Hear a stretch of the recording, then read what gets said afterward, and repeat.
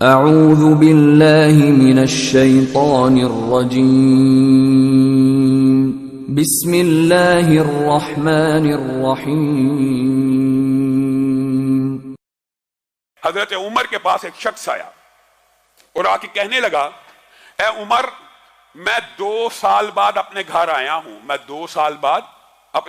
ہوں، اور میں اپنی بیوی کو حاملہ پاتا ہوں، اور میں نے اپنی بیوی سے سوال کیا خوشی سے، اپنی بیوی کے پاس 2 سال کے بعد آیا تھا خوشی سے، مسرت سے، لیکن اس کی حالت دیکھی، حالت حمل میں ہے تو ساری خوشی کافور ہو گئی، اور دل میں غم نے جگہ لے لی کہ 2 سال تو میں آیا نہیں، یہ میری بیوی حاملہ کیسے ہے؟ جب میں نے عمر اس سے استفسار کیا تو وہ کہنے لگی، اللہ کی قسم میرے پیٹ میں جو حمل ہے تو ہی اس کا باپ ہے۔ اب مجھے بتلائیے، 2 سال تو میں نے اس کو چھوا نہیں، ٹچ نہیں کیا، 2 سال بعد میں سفر سے آیا ہوں، وہ حاملہ ہے اور اس بچے کی نسبت بھی میری طرف کرتی ہے، اب میں کیا کروں؟ یہ صحیح اثر کے ساتھ، صحیح سندوں کے ساتھ جو حدیث یا اثار موجود ہوتے ہیں، منکرین حدیث ان کا بھی انکار کر دیتے ہیں، اور اللہ کی حکمت بھی اتنی عظیم ہے اس باب کے اندر کہ جس حدیث کا، جس اثر کا انکار کیا جاتا ہے اس سے ملتی جلتی آیت اللہ نے قرآن پاک میں نازل کی ہوتی ہے۔ جیسے آدم کی عمر کے حوالے سے منکرین حدیث نے انکار کر دیا، 1000 برس عمر کیسے ہو سکتی ہے؟ تو قرآن پاک میں اللہ نے نوح کی عمر 950 برس بیان کر دی وغیرہ۔ یعنی جس حدیث کا انکار ہوتا ہے اس سے ملتی جلتی آیت بھی، اس سے ملتا جلتا واقعہ بھی قرآن پاک میں موجود ہوتا ہے۔ اب حضرت عمر نے مشورہ کیا اور ارادہ کیا اس عورت کو رجم کرنے کا، اور حکم دیا اس عورت کو رجم کر دیا جائے۔ کون حکم دے رہا؟ خلیفۃ المسلمین۔ کون حکم دے رہا؟ امیر المومنین۔ کون حکم دے رہا؟ حضرت عمر، جن کے علم و فضل کے دنیا کے سارے امتی قائل ہیں۔ پاس ہی معاذ ابن جبل بیٹھے ہیں، کہا عمر میں آپ کے فیصلے کو چیلنج کرتا ہوں، میں آپ کا فیصلہ نہیں مانتا، آپ اپنی اصلاح کریں۔ کون کہہ رہا ہے؟ ایک رتبے میں، مقام میں کم درجے کا صحابی اعلیٰ درجے کے صحابی کو ٹوک رہا ہے۔ وجہ کیا؟ وجہ اس کے بعد دلیل ہے۔ یہ نہیں ہے کہ میں تیرے سے بڑا عالم ہوں، سب کو پتا عمر بڑے عالم ہیں۔ جس طرح عثمان قرآن کے قاری تھے لیکن حضرت علی نے آ کے ٹوک دیا، اسی طرح یہاں پہ معاذ ابن جبل حضرت عمر کو ٹوک رہے ہیں۔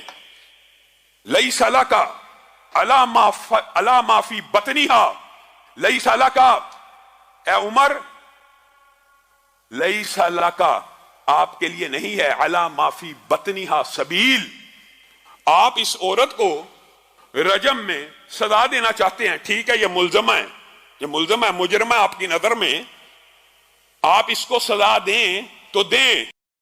اس کو کس جرم کی پاداش میں آپ سنسار کر رہے ہیں؟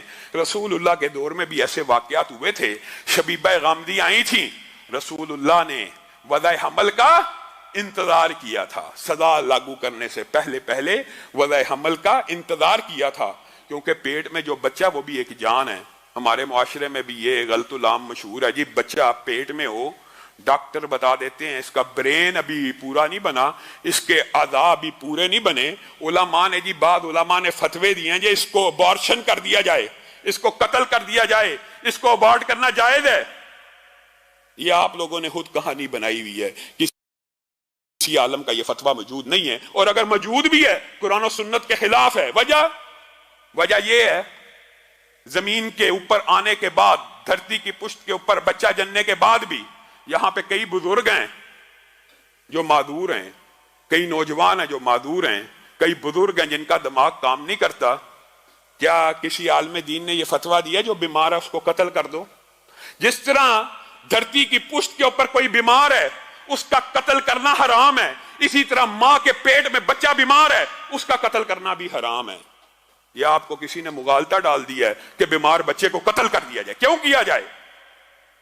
اگر بیماروں کا قتل جائز ہے تو پھر بوڑھوں کو بھی کر دو، پھر جن کی یاداشت چلی گئی ہے سب کو قتل کر دو، جو نوجوان معذور ہو گئے ان کو قتل کر دو۔ یہ خود ساختہ فیصلے، یہ من گڑت فیصلے، یہ قرآن و سنت کے خلاف ہیں۔ یہی بات معاذ ابن جبل حضرت عمر کو کہہ رہے ہیں، لیس لک علی ما فی بطنہا سبیل، اے عمر آپ عورت کو رجم کرنا چاہتے ہیں کر لیجئے، اس بچے کا کوئی قصور نہیں، ہم اس کو رجم نہیں ہونے دیں گے۔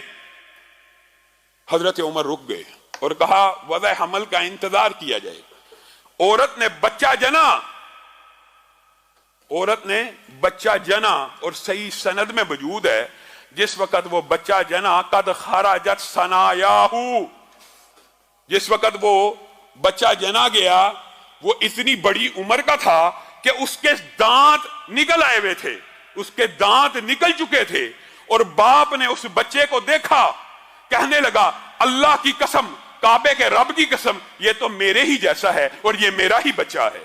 حضرت عمر تک یہ خبر پہنچی. یہ ہے وہ حدیث، یہ ہے وہ مقام جس وقت حضرت عمر نے کہا تھا ماؤں نے معاذ ابن جبل جیسے بچے جننا بند کر دیے ہیں، لولا معاذ لہلک عمر، اگر معاذ نہ ہوتے تو آج عمر اس عورت کو بے گناہ سنسار کرنے کے جرم میں ہلاک ہو چکا ہوتا. دنیا میں کون سی ہستی ہے، کون سی شخصیت ہے اگر ابو بکر کے فیصلے کو چیلنج کیا جا سکتا ہے؟ کس کی روشنی میں؟ دلیل کی، وحی کی روشنی میں. اگر عمر کے فیصلے کو چیلنج کیا جا سکتا ہے کس کی روشنی میں؟ یہ نہیں فلاں نے کہا ہے، فلاں نے کہا ہے. معاذ ابن جبل نے کہا تو چیلنج ہو جائے گا، عبداللہ ابن عباس نے کہا تو چیلنج ہو جائے گا. نہیں، دلیل کی روشنی میں کائنات میں کوئی امتی ایسا نہیں ہے جس کے قول کو، جس کے فعل کو، جس کے عمل کو چیلنج نہ کیا جا سکے.